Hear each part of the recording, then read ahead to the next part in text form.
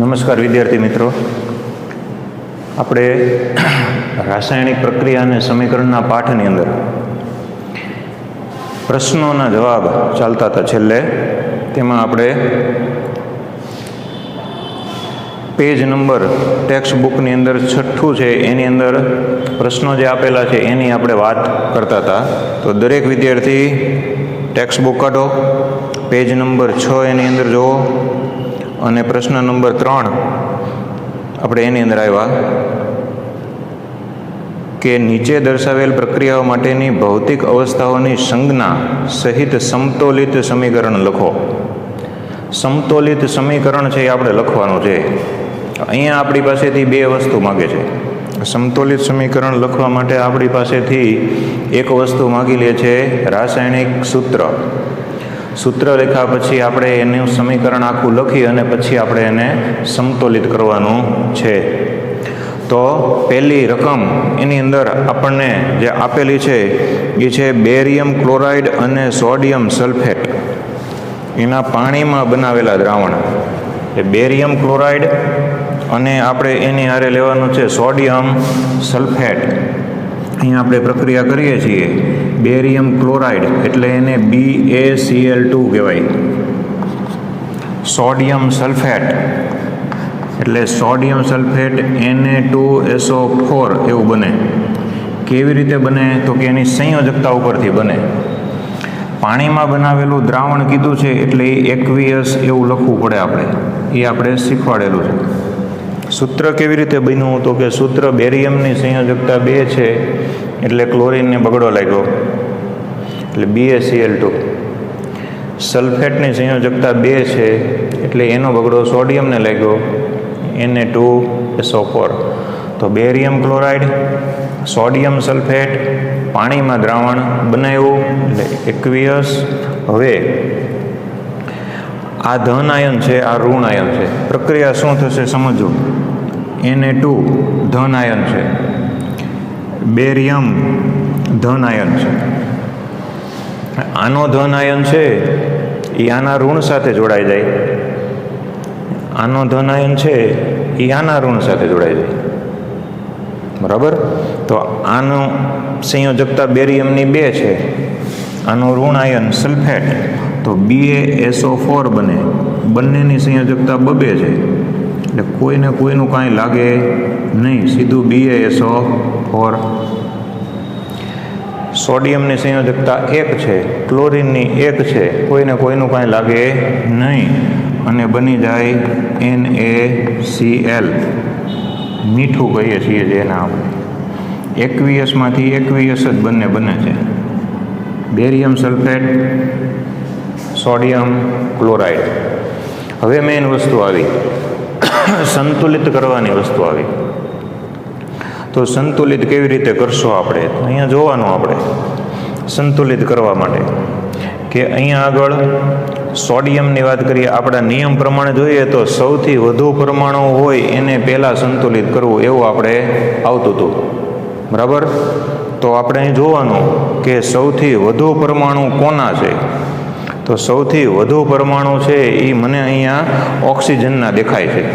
તમને તે દેખાતા હશે કે ઓક્સિજન છે એના સૌથી વધુ પરમાણુઓ છે, 4 પરમાણુ. તો ઓક્સિજન અહીંયા સંતુલિત જ છે. ત્યાર પછી ક્લોરીનનું જોવો અથવા સોડિયમનું જોવો, બંનેના 2 જ છે. તો એક અહીંયા બગડો મૂકી દઈએ એટલે એક આરે બંનેનું સંતુલન થઈ જાય.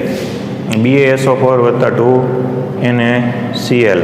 બાકી બધું ચેક કરી લેવાનું. બેરિયમ 1 તો 1, ક્લોરીન 2 તો 2, સોડિયમ 2 તો 2, સલ્ફર 1 તો 1, ઓક્સિજન 4 તો ઓક્સિજન 4. તો આવી રીતે આપણે એ સંતુલિત કરી શકીએ. ત્યાર પછી બીજું સમીકરણ છે કે સોડિયમ હાઇડ્રોક્સાઇડ. સોડિયમ અહીંયા આપણને એક વસ્તુ કીધી છે કે પાણીમાં અદ્રાવ્ય બેરિયમ સલ્ફેટ મળે છે. તો પાણીમાં અદ્રાવ્ય બેરિયમ સલ્ફેટ હોય તો એક્વિયસ ન આવે, એ કેવું આવે? સોલિડ આવે, ઘન આવે. કારણ કે ઘન હોય તો જ એ પાણીમાં અદ્રાવ્ય હોય છે. એટલે બેરિયમ સલ્ફેટ અને સોડિયમ ક્લોરાઇડ.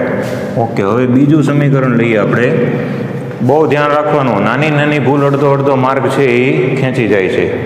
બીજું છે એ છે સોડિયમ હાઇડ્રોક્સાઇડના પાણીમાં બનાવેલા દ્રાવણમાં હાઇડ્રોક્લોરિક એસિડ. સોડિયમ હાઇડ્રોક્સાઇડ અને હાઇડ્રોક્લોરિક એસિડ. તો સોડિયમ હાઇડ્રોક્સાઇડનું સૂત્ર લગભગ આવડતું હોય બધાને. સોડિયમ હાઇડ્રોક્સાઇડનું પાણીમાં બનાવેલું દ્રાવણ અને હાઇડ્રોક્લોરિક એસિડ એનું પાણીમાં બનાવેલું દ્રાવણ. એસિડ અને બેઝની પ્રક્રિયા છે. એનાથી શું બને છે તો કે સોડિયમ ક્લોરાઇડ બને છે અને પાણી બને છે. બે વસ્તુ બને છે, સોડિયમ ક્લોરાઇડ બને છે અને પાણી બને છે. બરાબર. તો આ પ્રક્રિયાને સંતુલિત કરવાની છે. તો તમે ધ્યાનથી જુઓ તો પાણીમાં જે દ્રાવણ બનાવ્યું અને જે વસ્તુ ઉત્પન્ન થઈ, બરાબર, એમાં મને કોઈ સંતુલનની આવશ્યકતા દેખાતી નથી. તમને દેખાતી હોય તો કયો, ગણતરી કરી લઈએ આપણે. સોડિયમ 1 તો 1, ક્લોરીન અહીંયા ઓક્સિજન 1 તો ઓક્સિજન 1, હાઇડ્રોજન 1 + 1 2 અને ક્લોરીન 1. તો પ્રક્રિયાનું સમીકરણ છે એ સંતુલનમાં જ છે, એટલે એને કોઈ સંતુલિત કરવાની આવશ્યકતા રહેતી નથી. તો આવી રીતે આપણે પ્રક્રિયા સમીકરણ લખવાના આપણી પાસેથી એ લોકો માર્ક છે એ લે છે. આ બધાના સૂત્ર આપણને નામ ઉપરથી આવડવા જોઈએ. નામ ઉપરથી સૂત્ર આવડે તો બહુ વાંધો આવતો નથી. તો હવે આપણે આજના લેક્ચરની અંદર જે નવું છે એ જોઈએ. તો નવું છે એ રાસાયણિક પ્રક્રિયાના જુદા જુદા પ્રકારો છે કે કેવા કેવા પ્રકારની રાસાયણિક પ્રક્રિયાઓ છે એ આપણને જોવા મળે છે. તો આપણને જે રાસાયણિક પ્રક્રિયા જોવા મળે છે એ પહેલી છે સંયોગીકરણ પ્રક્રિયા. કેવી પ્રક્રિયા છે? સંયોગીકરણ. આમ તો સંયોગીકરણ શબ્દનો અર્થ જ એવો થાય કે સંયોગ એટલે બેયને ભેગું કરવું. બરાબર, આપણને ખબર હોય સંયોગ અને વિયોગ. સંયોગ એટલે ભેગું કરવું, વિયોગ એટલે જુદું પાડવું. તો અહીંયા સંયોગીકરણ એટલે ભેગા કરવાની પ્રક્રિયા છે. કોને ભેગા કરવાના? બરાબર. તો એની અંદર પેલી એની વ્યાખ્યા આવે છે. એ વ્યાખ્યા જોઈએ કે જે રાસાયણિક પ્રક્રિયામાં એકથી વધુ પ્રક્રિયકો એ એકબીજા સાથે સંયોજાઈને એક જ નિપજ બનાવે તો એવી રાસાયણિક પ્રક્રિયાને સંયોગીકરણ પ્રક્રિયા કહેવાય છે. મતલબ શું થયો? પ્રક્રિયકો ઘણા બધા હોય પણ નિપજ કેટલી બને? એક જ બને. તો એને સંયોગીકરણની પ્રક્રિયા કહેવામાં આવે છે. ઉદાહરણ આપણને આપેલું છે. તો ઉદાહરણની અંદર આપણને એવું આપેલું છે કેલ્શિયમ ઓક્સાઇડ. આપણે જોયો હોય કળી ચૂનો જોયો હોય. ચૂનાના મોટા મોટા પથરા આવે એટલે ચમક ચૂનો. ગામમાં કોઈક દી ગયા હોય અને લેવા ગયા હોય તો ખ્યાલ હોય. ચમક ચૂનો, આવડા પથરા મોટા, એને કેલ્શિયમ ઓક્સાઇડ કહેવાય, કળી ચૂનો. એ કળી ચૂનાની અંદર પાણી નાખો, બરાબર, એટલે એનાથી કેલ્શિયમ હાઇડ્રોક્સાઇડ, ફોડેલો ચૂનો એ મળે અને હારે ઉષ્મા ઉત્પન્ન થાય. ચૂનો ફોડવાની પ્રક્રિયા ઘણાએ હાથે કરી હોય, ઘણાએ કડિયા દાડિયાનું કામ હાલતું હોય, ન્યાય જોયું હોય. ચૂનાના મોટા પથરા હોય, એને એક પહેલાં ટાંકી બનાવે, ટાંકીની અંદર ચૂનાના પથરા નાખી દે, પછી એની અંદર 2 ડોલ પાણી રેડી દે અને પછી દૂર વયા જાય. દૂર શું કામ ભાગવાનું? કારણ કે ફૂટે એટલે ઝીણા છાંટા ઉડે. જો એ છાંટો એકવાર ચામડી ઉપર પડે તો આખી ચામડી ઉખાડી લે, એટલો ગરમ હોય. એટલે એને ચૂનો ફોડવાની પ્રક્રિયા કહેવાય. એટલે ચૂનો ફોડવાની પ્રક્રિયા ઉષ્મા ક્ષેપક છે. પુષ્કળ પ્રમાણમાં ઉષ્મા ઉત્પન્ન થાય. ત્રિકોણ ઉષ્માની નિશાની છે. ખૂબ ઉષ્મા ઉત્પન્ન થાય. આ પ્રક્રિયા મોટે ભાગે રાત્રે જ કરવામાં આવે. કેમ? તો કે પછી એને ઠરતા સવાર પડી જાય, ત્યાં સુધી ઠરે. પહેલાં જેમ પાણી નાખો એમ એ ઉકળે અને આમ રીતસર તમને એની અંદર પરપોટા નીકળતા હોય એવું આપણને દેખાય. કાર્બન ડાયોક્સાઇડ વાયુ પુષ્કળ પ્રમાણમાં ઉત્પન્ન થતો હોય. ચૂનો ફોડવાની પ્રક્રિયા બને શું? તો કે ફોડેલ ચૂનો, એને બીજી ભાષામાં શું કહેવાય? તો કે ચૂનાનું નીતર્યું પાણી કહેવાય. કેલ્શિયમ હાઇડ્રોક્સાઇડ એ ઉત્પન્ન થાય છે. તો જો અહીંયા પ્રક્રિયકોની સંખ્યા કેટલી હતી? 2. નિપજ કેટલી મળી? તો કે 1. તો તો પ્રક્રિયાને શું કહેવાય? સંયોગીકરણ પ્રક્રિયા. કે બેથી વધુ પ્રક્રિયકો અને એક નિપજ બને. એટલે અહીંયા આગળ આ બે પ્રક્રિયકો, અહીંયા વર્ણનમાં જ લખવાનું છે, બીજું કંઈ લખવાનું આવતું નથી. બરાબર? કે જે રાસાયણિક પ્રક્રિયામાં બે પ્રક્રિયકો કેલ્શિયમ ઓક્સાઇડ અને પાણી વચ્ચે પ્રક્રિયા થઈ એક જ નિપજ કેલ્શિયમ હાઇડ્રોક્સાઇડ બને છે અને ઉષ્મા પણ મુક્ત થાય છે, પ્રક્રિયાને સંયોગીકરણ પ્રક્રિયા કહેવાય છે. એવું નથી કે આ એક જ ઉદાહરણ લખાય, હજારો પ્રક્રિયાઓ હોય. તમને એમ થાય કે હજી બીજા ઉદાહરણ જોતા જોઈએ, બે ઉદાહરણ બીજા લખ્યા. કોલસાનું સળગવું. કોલસો સળગે એટલે કોલસો એટલે સી કાર્બન ઓક્સિજન સાથે રાસાયણિક પ્રક્રિયા થાય એટલે સી વત્તા O2 gives CO2. પાણીનું બનવું, બીજી રાસાયણિક પ્રક્રિયા સંયોગીકરણના ઉદાહરણ માટે 2H2 + O2 gives 2H2O.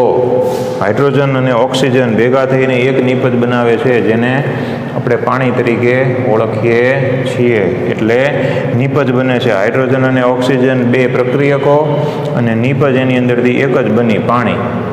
એટલે બે પ્રક્રિયકોમાંથી એક નિપજ બની એટલે નામ પડ્યું સંયોગીકરણ પ્રક્રિયા. તો આવી રીતે ગમે તે ઉદાહરણ આપણે લખી શકીએ સંયોગીકરણ પ્રક્રિયા માટે. ત્યાર પછી ઉષ્માક્ષેપક પ્રક્રિયા. તો એ આપણે 9મા ધોરણની અંદર કે 8મા ધોરણની અંદર એક વખત આવી ગયેલી છે. ઉષ્માક્ષેપક અને ઉષ્મા શોષક એવી બે આવતી. ઉષ્મા શોષાઈ જાય તો ઉષ્મા શોષક કહેવાય. જેમ કે આપણને તાવ આવ્યો હોય તો આપણે મીઠાનું પાણી બનાવીને એના પોતા મૂકે કપાળ ઉપર. તો એ મીઠાનું પાણી છે એમાં જ પોતા મૂકે, એના જ ભીના કરીને પોતા મૂકે, તો એ મીઠાનું પાણી ઉષ્મા શોષક પ્રક્રિયા છે. આપણને તાવ આવ્યો હોય, ટેમ્પરેચર હોય, ટેમ્પરેચરને શોષી લે એટલે પ્રક્રિયા ઉષ્મા શોષક કહેવાય છે. અને અમુક પ્રક્રિયામાં ઉષ્મા ઉત્પન્ન થાય. બરોબર? ઘણી પ્રક્રિયા, દહનની જેટલી પ્રક્રિયા હોય બધી ઉષ્મા ક્ષેપક હોય. દહન એટલે સળગાવવું, તો સળગાવવાની જેટલી પ્રક્રિયા હોય બધી ઉષ્મા ક્ષેપક હોય. બધીમાં ઉષ્મા ઉત્પન્ન થાય. કે તમે કોઈ પણ વસ્તુ સળગાવો, દહન કરો એટલે ઉષ્મા છે એ ઉત્પન્ન થાય છે. તો ઉષ્મા ઉત્પન્ન કરવા માટેની ઉષ્માક્ષેપક પ્રક્રિયા છે કે જે રાસાયણિક પ્રક્રિયામાં નિપજની સાથે ઉષ્મા ઉત્પન્ન થતી હોય તે રાસાયણિક પ્રક્રિયાને ઉષ્માક્ષેપક પ્રક્રિયા કહેવાય છે. કુદરતી વાયુનું દહન. કુદરતી વાયુ એટલે નેચરલ ગેસ. આપણે જે LPG CNG વાપરીએ છીએ એ બધા નેચરલ ગેસ જ છે. પણ પ્યોર નેચરલ ગેસ એ આ મિથેન વાયુ છે. મિથેન વાયુ છે એ પ્યોર નેચરલ ગેસ છે. આ મિથેન વાયુની ઓક્સિજન સાથે રાસાયણિક પ્રક્રિયા કરો એટલે કાર્બન ડાયોક્સાઇડ, પાણી અને ઉષ્મા ઉત્પન્ન થાય છે. એટલે મિથેન વાયુનું ઓક્સિજન સાથેની પ્રક્રિયાથી કાર્બન ડાયોક્સાઇડ, પાણી અને ઉષ્મા ઉત્પન્ન થાય. પ્રક્રિયાને ઉષ્મા ક્ષેપક પ્રક્રિયા. કોઈ પણ દહન પ્રક્રિયા હોય એ દહન પ્રક્રિયા ઉષ્માક્ષેપક કહેવાય છે. અહીંયા મિથેનનું ઓક્સિજનની સાથે દહન થાય છે. CNGનું દહન કરો, PNGનું દહન કરો, LPGનું દહન કરો. ઇવન આ પ્રક્રિયા એ ઉષ્માક્ષેપક પ્રક્રિયા છે. કોલસો સળગે એટલે ઉષ્મા ઉત્પન્ન થાય. આ પ્રક્રિયા ઉષ્માક્ષેપકની અંદર આવે. કેમ? તો કે અહીંયા ઉષ્મા ઉત્પન્ન થાય છે. એમ જે રાસાયણિક પ્રક્રિયામાં ઉષ્મા ઉત્પન્ન થાય તે દરેક રાસાયણિક પ્રક્રિયા ઉષ્માક્ષેપક પ્રક્રિયા કહેવાય છે. અને જે રાસાયણિક પ્રક્રિયામાં ઉષ્માનું શોષણ થાય એ ઉષ્મા શોષક અને આ ઉષ્મા ક્ષેપક. તમારે યાદ રાખવાનું, દહન પ્રક્રિયા, દહન એટલે સળગાવવું. તો એ ઓબ્વિયસ છે, કોઈ પણ વસ્તુ સળગે એટલે ઉષ્મા ઉત્પન્ન થાય. ઉષ્મા ઉત્પન્ન થયા વગર રહેતી નથી. પણ અહીંયા આગળ એવું કહે છે કે આ શ્વસન છે એ શા માટે ઉષ્માક્ષેપક પ્રક્રિયા છે એ સમજાવવાનું. શ્વસનની પ્રક્રિયા છે એ ઉષ્માક્ષેપક શા માટે છે? તો શ્વસનની પ્રક્રિયાને ઉષ્માક્ષેપક ગણી છે એનું કારણ છે. જો શ્વસન આપણે આવી ગયું, જારક શ્વસન અને અજારક શ્વસન. બરોબર? છઠ્ઠા પાઠની અંદર જારક અને અજારક બે શ્વસન આવે. તો એ શ્વસન છે એ શ્વસનની પ્રક્રિયામાં ઉષ્મા ઉત્પન્ન થાય છે. આપણને એમ થાય ઉષ્મા ક્યાંથી ઉત્પન્ન થઈ? ઉષ્મા એટલે ઉર્જા. ઉર્જા એટલે કાર્ય કરવાની શક્તિ ઉત્પન્ન થાય છે. તો કોઈ પણ કામ કરવું હોય આપણે, અથવા આપણું જીવનને આપણે ટકાવી રાખવું હોય તો આપણે ખોરાકની જરૂર પડે. એ ખોરાક છે એ આપણને ક્યાંથી મળે? ખોરાક આપણને જે મળે છે એ ખોરાક આપણે ખાઈએ એટલે તરત કાંઈ આપણી અંદરથી ઉર્જા ઉત્પન્ન થવા મળતી નથી, બરાબર. ખોરાકનું પહેલાં પાચન કરવું પડે, પાચન કરીએ પછી ઉર્જા ઉત્પન્ન થાય. તો પાચનથી કેવી રીતે ઉર્જા ઉત્પન્ન થાય? તો કે તો શ્વસન ઉષ્માક્ષેપક પ્રક્રિયા શા માટે છે? ફરીથી આપણે જોઈ લઈએ કે આપણે ખોરાક ખાઈએ એટલે ખોરાકનું પાચન થાય, પાચન થઈ અને એ રુધિરની અંદર પડે, રુધિર એને કોષ સુધી પહોંચાડે છે. એટલે કોષ સુધી રુધિર પહોંચાડે એને કારણે શું થાય? તો કે સીધો કોષ સુધી રુધિર જાય, કણાપ સૂત્રની અંદર જાય, કણાપ સૂત્રની અંદર એનું દહન થાય અને દહન થઈ અને એને પરિણામે શક્તિ ઉત્પન્ન થાય છે. તો શક્તિ ઉત્પન્ન થાય, ઉર્જા ઉત્પન્ન થાય એટલે એને ઉષ્માક્ષેપક પ્રક્રિયા કીધી છે. એક ઉદાહરણ લીધું છે કે આપણે રોટલી ખાઈએ, બટેટા ખાઈએ, ભાત ખાઈએ, એ કાર્બોદિત વસ્તુઓ છે. કોઈ પણ ફ્રૂટ ખાઈએ તો ગળી જેટલી વસ્તુ હોય બધાની અંદર ખોરાકનો મુખ્ય ઘટક હોય કાર્બોદિત. કાર્બોદિત જે ઘટક છે એ કાર્બોદિતનું પાચન થાય, પાચન થઈ અને એની અંદરથી એક સરળ પદાર્થ બને ગ્લુકોઝ. આ ગ્લુકોઝ સીધો કોષ સુધી પહોંચે, કોષની અંદર કણાપ સૂત્રમાં જાય, કણાપ સૂત્રની અંદર શ્વાસ દ્વારા મેળવેલો ઓક્સિજન છે એનાથી એનું દહન થાય અને દહનને પરિણામે શક્તિ એટલે કે ઉર્જા ઉત્પન્ન થાય છે. એટલે ઉર્જા ઉત્પન્ન થતી હોવાથી એ જે પ્રક્રિયા છે એને આપણે શ્વસનની અંદર શ્વસનને આપણે ઉષ્માક્ષેપકની અંદર સમાવેશ કરેલો છે કે શ્વસનની પ્રક્રિયા દરમિયાન ઉર્જા ઉત્પન્ન થાય છે. કઈ પ્રક્રિયાથી? તો કે પાચન. પાચનથી શક્તિ ઉત્પન્ન થવાની પ્રક્રિયાને શ્વસન કહેવામાં આવે છે. પાચનથી શક્તિ ઉત્પન્ન થવાની પ્રક્રિયાને શ્વસન કહે છે. જેમ કે આ ગ્લુકોઝનું સૂત્ર છે, રાસાયણિક સમીકરણ સ્વરૂપે આપણે કઈ રીતે દર્શાવી શકીએ? તો કે C6H12O6 + 6O2 gives 6CO2 6H2O અને ઉર્જા ઉત્પન્ન થાય. આ પ્રક્રિયાને આપણે જારક શ્વસનની પ્રક્રિયા કહીએ છીએ. જારક શ્વસનની પ્રક્રિયાની અંદર ઉષ્મા ઉત્પન્ન થાય છે. આપણે જારક અને અજારક શ્વસન જોઈ ગયા. જારક શ્વસનની અંદર 686 કિલો કેલરી જેટલી ઉષ્મા ઉત્પન્ન થાય છે, બરાબર. એટલે આ જારક શ્વસનની પ્રક્રિયા છે. આ ઉપરાંત બીજી એક પ્રક્રિયા છે વનસ્પતિના દ્રવ્યના વિઘટનથી ખાતર બનવાની પ્રક્રિયા. માયનામાં ન આવે એવી વાત છે, પણ આ પ્રક્રિયા દરમિયાન પણ ઉષ્મા ઉત્પન્ન થાય છે. એટલે આ પ્રક્રિયાનો સમાવેશ પણ ઉષ્માક્ષેપક પ્રક્રિયાની અંદર કરવામાં આવેલો છે. એટલે આ બે છે એ ઉષ્માક્ષેપકના ઉદાહરણ આપણે અત્યારે લખ્યા. બાકી બીજા ઘણા બધા ઉદાહરણો છે એ ઉષ્માક્ષેપક પ્રક્રિયાની અંદર આવે છે. ત્યાર પછી ત્રીજા નંબરની રાસાયણિક પ્રક્રિયા છે એ વિઘટન પ્રક્રિયા. વિઘટન પ્રક્રિયા કોને કહેવામાં આવે છે? તો વિઘટન પ્રક્રિયા છે એનું ઉદાહરણ આપણે જોઈએ અને એની વ્યાખ્યા. તો 2 થી 3 માર્કની અંદર પૂછાતો પ્રશ્ન છે કે વિઘટન પ્રક્રિયા કોને કહેવામાં આવે છે. વિઘટન પ્રક્રિયાની સૌથી પહેલાં વ્યાખ્યા કે કોઈ રાસાયણિક પ્રક્રિયા હોય, એ રાસાયણિક પ્રક્રિયાની અંદર તમે કોઈ પ્રક્રિયકને ગરમ કરો અને એ પ્રક્રિયકમાંથી એક નિપજ બને તો એ પ્રક્રિયા વિઘટન પ્રક્રિયા છે. ક્યારેક એવું બને કે વિઘટન કરો તો 1 થી વધારે નિપજ પણ બને છે.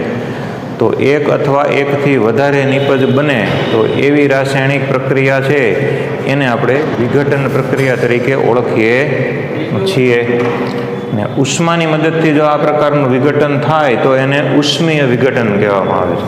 વિઘટનની પ્રક્રિયા ઉષ્માની હાજરીમાં થાય તો ઉષ્મીય વિઘટન, અને જો કોઈ ઉદ્દીપકની હાજરીમાં થાય તો એવા વિઘટનને ઉદ્દીપકીય વિઘટન કહેવામાં આવે છે. ટૂંકમાં વિઘટન એટલે શું? તો કે એ જે મૂળ પ્રક્રિયક હોય, મૂળ પ્રક્રિયકનું નામ નિશાન મટી જાય ને એની અંદરથી નવા બે નિપજો નવી ઉત્પન્ન થાય તો ઓલું વિઘટન થઈ ગયું કહેવાય.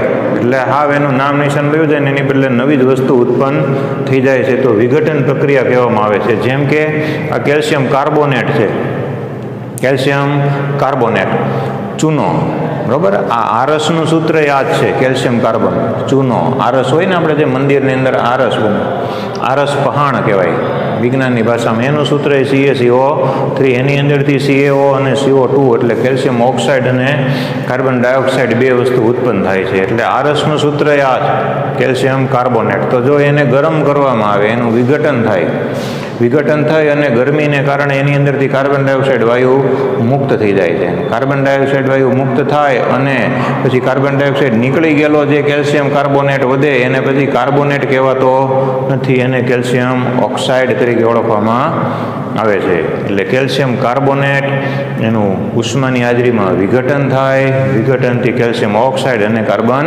ડાયોક્સાઇડ વાયુ બને છે. ત્યાર પછી બીજું છે ફેરસ સલ્ફેટ. આ ફેરસ સલ્ફેટ છે ને એ FeSO4 તરીકે ઓળખાય છે. FeSO4 છે એની અંદરથી જ્યારે સલ્ફર ડાયોક્સાઇડ અને સલ્ફર ટ્રાયોક્સાઇડ વાયુ છે એ મુક્ત થઈ જાય છે ત્યારે એ ફેરસ સલ્ફેટમાંથી ફેરિક ઓક્સાઇડ બની જાય છે. ચોપડીની અંદર જો તમને એક પ્રક્રિયા આપી છે, એ પ્રક્રિયાની અંદર સ્પિરિટ લેમ્પમાં એને ગરમ કરવામાં આવે છે. ગરમ કરીએ એટલે એની અંદરથી SO2 ને SO3 વાયુ મુક્ત થાય છે. ને SO2 ને SO3 વાયુ મુક્ત થાય એટલે ઉધરસ આવે, ગળામાં બળે એવી તીવ્ર ચરચરાટી થાય અને એની અંદરથી બની જાય ફેરિક ઓક્સાઇડ.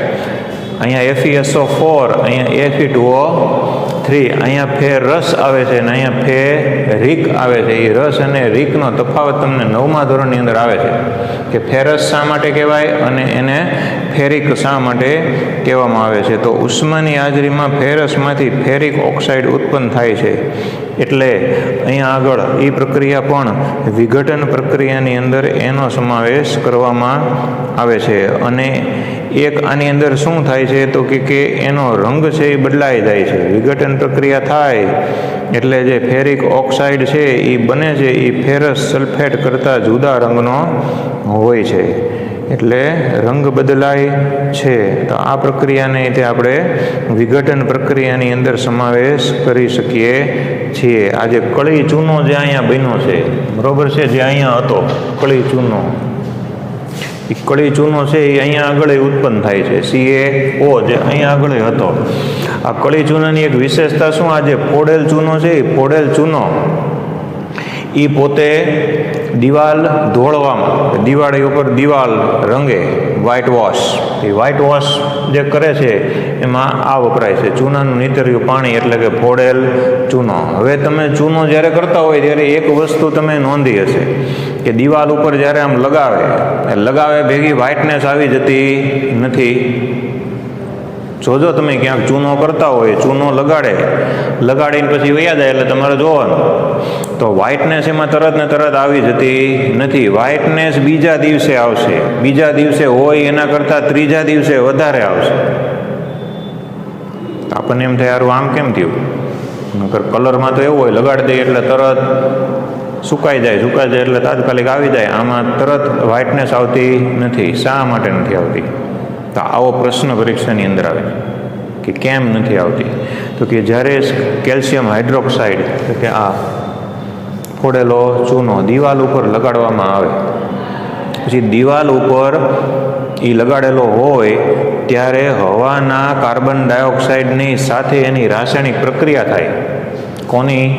તો કે દિવાલ ઉપર જે CaOH કેલ્શિયમ હાઇડ્રોક્સાઇડ લગાડેલો છે એની રાસાયણિક પ્રક્રિયા કાર્બન ડાયોક્સાઇડ સાથે થાય. જો અહીંયા આપણે પ્રક્રિયા દેખાડીએ કે આ CaOH છે, એ CaOH કાર્બન ડાયોક્સાઇડની સાથે ફરીથી રાસાયણિક પ્રક્રિયા થાય અને એ જ્યારે રાસાયણિક પ્રક્રિયા થાય ત્યારે એનાથી આ કેલ્શિયમ કાર્બોનેટ છે એ પાછો બને છે CaCO3 અને પાણી. જ્યારે આ CaCO3 બને, જ્યારે આની પ્રક્રિયા હવાના કાર્બન ડાયોક્સાઇડ સાથે થાય અને આ કેલ્શિયમ કાર્બોનેટ બને ત્યારે ફરીથી પાછી વ્હાઇટનેસ આવે છે. એટલે વ્હાઇટનેસ છે એ તાત્કાલિક નથી આવતી. એનું કારણ આ છે કે દિવાલ ઉપર લગાડ્યા પછી આ પ્રક્રિયા બાકી હોય, 24 થી 48 કલાકે આ પ્રક્રિયા પૂરી થાય અને પછી આપણને દિવાલ છે એ એકદમ જગારા મારતી વ્હાઇટ એકદમ દેખાય છે. તો આ એક વસ્તુ યાદ રાખવાની, બરાબર. આરસનું સૂત્ર આ છે, આ ફોડેલો ચૂનો છે, અને આ કળી ચૂનો એટલે કે પથરા જે કીધા હતા ચૂનાના ઈ. બરાબર, એટલે આવી રીતે આ પ્રક્રિયા આપણે સમજાવી અધવચ્ચે. હવે વિઘટનની અંદર આ ત્રીજું ઉદાહરણ, લેડ નાઇટ્રેટ. લેડ નાઇટ્રેટ છે એનું જ્યારે ઉષ્માની હાજરીમાં વિઘટન કરવામાં આવે ત્યારે એની અંદરથી કથ્થાઈ રંગનો ધુમાડો ઉત્પન્ન થાય છે. આ મિશ્રણ છે જે ધુમાડો ઉત્પન્ન થાય કેવો હોય તો કે કથ્થાઈ રંગનો ધુમાડો છે એ ઉત્પન્ન થાય છે.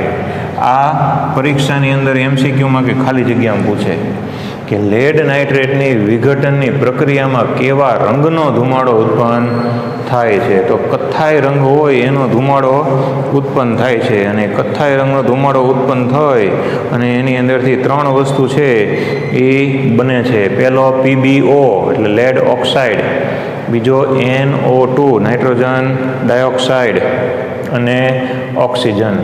આટલી વસ્તુ છે એ આપણને વિઘટનની પ્રક્રિયાની અંદર મળે છે. તો આ જે પ્રક્રિયાની અંદર વિઘટન થયું એ બધું ઉષ્માની હાજરીમાં થયું અને ઉષ્માની હાજરીમાં વિઘટન થાય એટલે એવા વિઘટનને આપણે ઉષ્મીય વિઘટન તરીકે ઓળખીએ છીએ. તો રાસાયણિક પ્રક્રિયાની અંદર વિઘટન પ્રક્રિયાની અંદર અત્યારે આપણે એક વિઘટન જોયું કે ઉષ્માની હાજરીમાં વિઘટન એટલે ઉષ્મીય વિઘટન. એક આપણે ખાલી આ સમજ્યું કે ઉદ્દીપકની હાજરીમાં. ઉદ્દીપક એટલે શું તો કે રાસાયણિક પ્રક્રિયાની અંદર ભાગ ન લે પણ એની હાજરી માત્રથી રાસાયણિક પ્રક્રિયા છે એ ઝડપી બને, ક્વિક થાય. આપણે કેમ તમને એમ કીધું હોય ચાલો ભાઈ હોમવર્ક કરો બધા અહીં બેઠા બેઠા, તો બધા કરતા હોય, અમુક વાતો કરતા હોય, બરાબર, અમુક આજુબાજુ કંઈક બધું ચાલુ હોય ડિસ્ટર્બન્સ. પણ જો અહીંયા શિક્ષક હાજર હોય અને આમ ઊભા રહી ગયા હોય તમારી સામે કે ચાલો હોમવર્ક કરો, તો કોઈ હલતું નથી. તો હોમવર્કની સ્પીડ વધે. જે હોમવર્ક શિક્ષકની ગેરહાજરીમાં 2 કલાકે પૂરું થાય એ શિક્ષક હાજર હોય તો અડધી કલાકમાં પૂરું થઈ જાય.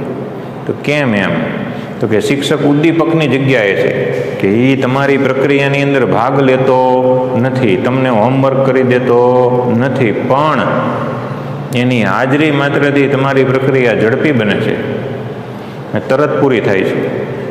બરાબર, તો એવી પ્રક્રિયાની અંદર ઉદ્દીપક, શિક્ષક ઉદ્દીપકનું કામ કરે. તો રાસાયણિક પ્રક્રિયામાં અમુક પદાર્થ એવા હોય કે જે રાસાયણિક પ્રક્રિયામાં ભાગ લેતા નથી પણ એની હાજરીથી પ્રક્રિયા ઝડપી બને છે. તો એવી ઘણી પ્રક્રિયા વિઘટનની હોય છે કે જે ઉદ્દીપકની હાજરીમાં થાય છે. તો એવી પ્રક્રિયાને ઉદ્દીપકીય વિઘટન તરીકે ઓળખવામાં આવે છે. આપણે ભવિષ્યની અંદર આવશે એટલે આપણે એના ઉદાહરણ આપશું. અત્યારે આપણે છે નહીં પણ એક મુદ્દો લખો કે ઉદ્દીપકથી થતા વિઘટનને ઉદ્દીપકીય વિઘટન કહેવામાં આવે છે. તો આટલું આપણે આજના દિવસે યાદ રાખશું. બરાબર, 3 પ્રક્રિયાઓ આપણે લીધી છે. પહેલી પ્રક્રિયા આપણે લીધી સંયોગીકરણ પ્રક્રિયા, બીજી પ્રક્રિયા લીધી ઉષ્મા ક્ષેપક પ્રક્રિયા અને ત્રીજી પ્રક્રિયા આપણે લીધી શ્વસનની પ્રક્રિયા. શા માટે ઉષ્મા ક્ષેપક છે આ પૂછાય છે બહુ.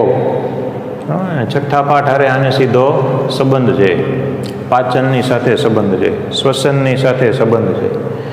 ત્રીજી આપણે ચોથો પ્રશ્ન લીધો વિઘટન પ્રક્રિયા એટલે શું.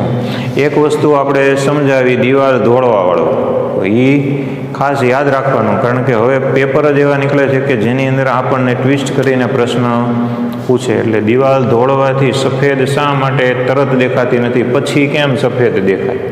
તો પછી સફેદ દેખાય એનું પ્રક્રિયા એનું સમીકરણ આ કે આ બે ભેગા થઈને આ બને કેલ્શિયમ કાર્બોનેટ, પછી વ્હાઇટનેસ આવે છે.